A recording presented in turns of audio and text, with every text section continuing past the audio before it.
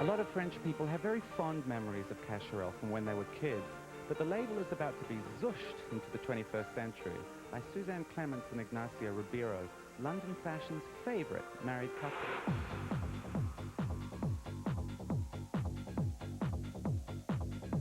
These two are not the first to make their mark on the house. Since its creation in 1962, the label has been designed by Agnes B, Azadina Laya, and Lolita Lempicka, to name a few.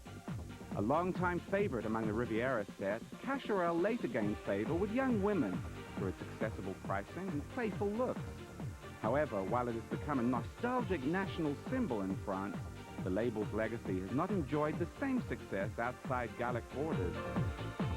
What did Cacharel mean to you before this happened to you? To me, I mean, I don't think they've stocked any clothes in London. Like, nobody knows really anything about the clothes they do now. So it's more like the photos and the perfume from today, like the image of it, the feminine and the flowery. And then they introduced the Liberty fabric as a fashion fabric and made like a big thing about it in the early 60s. But they don't have really a very strong heritage as such. You know, it's just a name that is much loved, and particularly because people used to wear Cacharel a lot when they were kids, particularly in France, of course. So there's all this like good vibes about Cacharel, but a very hazy image, and that left us with a blank slate for them, which is really, really good.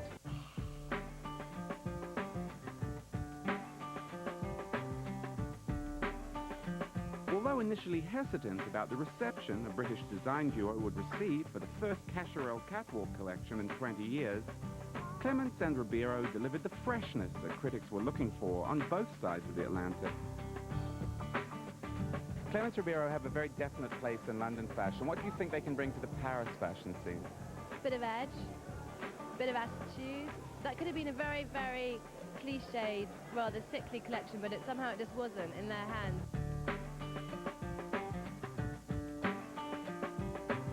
Every French person remembers Cacharel from their childhood.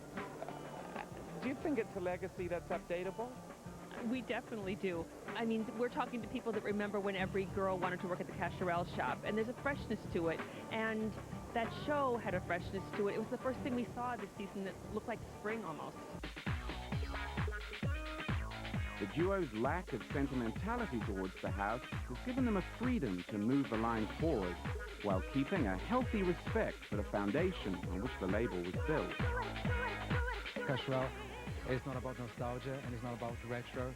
It's about projecting, you know, what Cacharel stands for into the future.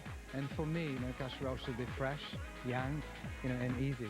You know, because we're talking here about a line which is not luxe. You know, is a relic of the real pret-a-porter of the 60s and 70s. And for us, you know, the challenge is just to revive that.